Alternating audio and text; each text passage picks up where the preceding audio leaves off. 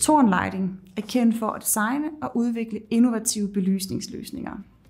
Avenue er en lampe med en lang historie i Norden.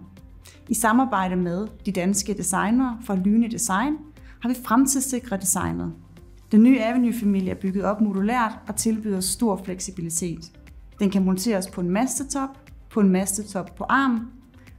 en arm på væggen, samt den kan nedpendles. Det hele i et ensartet designudtryk. Avenue er skabt med fokus på bæredygtighed, æstetik, visuel komfort og fleksibilitet. Den er ikke bare designet til nu, den er designet til fremtidens byrum.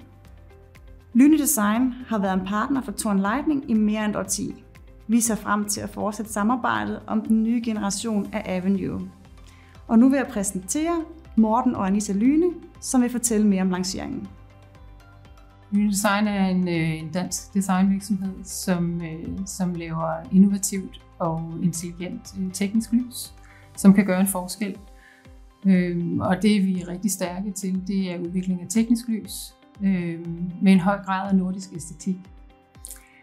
Vi består af Morten og jeg, Morten som designer og jeg som general manager.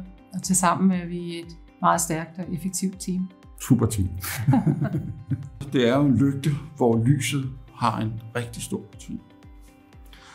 Thorn ønskede, at det skulle ligesom være et nordisk designudtryk. Fordi i Norden har vi ligesom en tradition for, at æstetik og høj lyskomfort skal gå hånd i hånd. Det skal ligesom smelte sammen. Fordi vi i Norden ligesom altid har samlet os om lyset, nok på grund af den lange vinter, så er det ligesom essentielt for os, at lys er med til at skabe tryghed. Det er der, vi ligesom samles.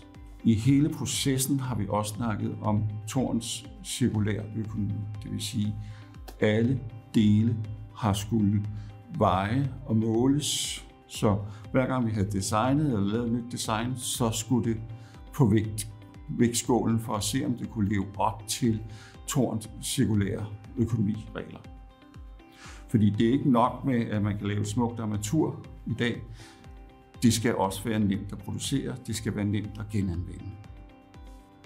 Vi har haft en meget spændende designproces, hvor at designet ligesom er kommet frem ved workshops rundt omkring i Europa, som ligesom har været en atypisk måde at designe på i forhold til, hvad vi har gjort tidligere. Men ellers så har vi jo rejst rundt med 2 kufferter af prototyper til de her workshops, som har gjort workshopsene utrolig effektive, fordi vi altid arbejder med fysiske prototyper, fordi som designer synes jeg, at den eneste måde, man kan designe lys på, det er at se prototyper med lys i. Fordi så ved vi, om vores idéer bærer med det samme. Jeg har oplevet tit, at man har et fint lampedesign, når man så sætter lys i den, så fungerer det ikke. Så der har vi afklaret det ret hurtigt. Lyset har egentlig været på plads fra starten, så alle de andre features er egentlig kommet bagefter. Ligesom den grundlæggende idé om den ligesidede trekant har også været med helt fra starten. Vi har også skulle lave et armatur, der kigger hen i fremtiden. Det vil sige, at vi skal designe et armatur, hvor vi ikke har lys over horisontlinjen. Det vi også er et af de helt store issue, det er, at fordi vi skulle have et armatur, der fungerer på alle Thorns forretningsområder, Frankrig, UK, Norden, hvor man har forskellige masteløsninger, skulle vi også lave en meget simpel og integreret løsning, sådan så at den passer på alle typer master. Jeg vil se, her er det til en parklampe, her er det lige pludselig som et vejarmatur.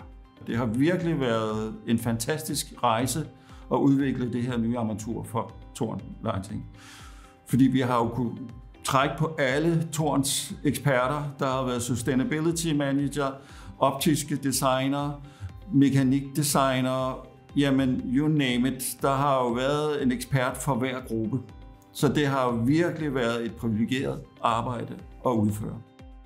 Vi har ligesom lavet, vi kalder det en gear trade. Det vil sige, at vi har en teknikplade, som sidder herinde, hvor al teknik er sat på. Det vil sige, hvis man ønsker at opgradere det, det vil sige, at hvis man skal reparere det, skal man ikke sende hele lampen hen til fabrikken.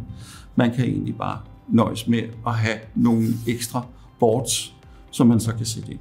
Vi har ligesom lavet, at vi har sådan nogle fjerdedele, som vi kan skifte, som er løse, som ligger uden for det, vi kalder IP-området.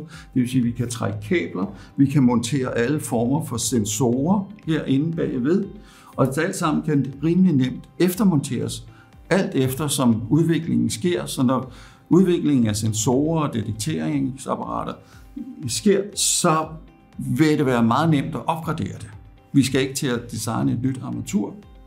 Og det gør også, at hvis man lige pludselig får lyst til at have bruge samme komponenter til et vejarmatur, kan vi montere en arm i de her fjerdedele. En af udfordringerne har jo også været, hvordan vi designede, så vi kunne imødekomme ønsket om komfort her i Norden, og så kravet om ingen lys over horisontlinjen i Frankrig for eksempel. Altså, det er jo et af de helt store designudfordringer, vi har haft i det her armatur. Det er, at vi ønsker ikke lys over horisontlinjen, og det betyder, at vi skal ikke have lys over den linje her. Kom ud den vej der. Det er ikke noget problem i Frankrig, fordi der har vi fladt glas i armaturet. Men i Norden har vi ligesom en tradition for at have noget kuppel. Vi går også højere op i lyskomfort, så derfor vil vi gerne have noget rum inde i vores armatur. Udfordringen med at lave kuppelen, større kuppel og rummet, det er jo så, at vi får lys over horisontlinjen. Vi har løst det her ved at minimere kuppelen, sådan så vi faktisk lever op til, at vi kun har 1% oplys. Og det er jo sådan set ret fantastisk, at vi har kunne gøre det selv med den her kuppel. Så det er vi ret stolt af, at vi har opnået. Det har jo været et helt fantastisk samarbejde om at udvikle Avenue-armaturet, og vi glæder os vanvittigt til at se, hvor Avenue kommer hen i fremtiden.